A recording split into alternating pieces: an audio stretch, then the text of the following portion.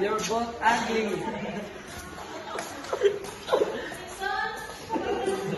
Hey, stop. That is not you. Go apologize. You don't care. Okay. It's okay, guys. Just ignore people like them. Yeah, I'm sure. Yeah. One day, karma will get the next time.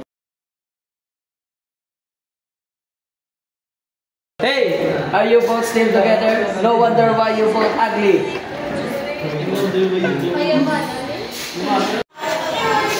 we just heard what you just said to them. You sure those words can make someone's day worse? Yeah, you don't know what they've been through. You don't care!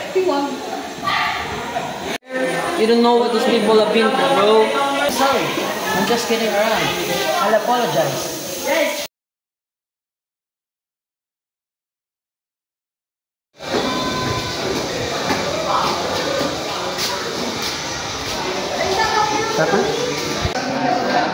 Hey guys, I'm sorry for what I have done earlier. I didn't know I will hurt you so much.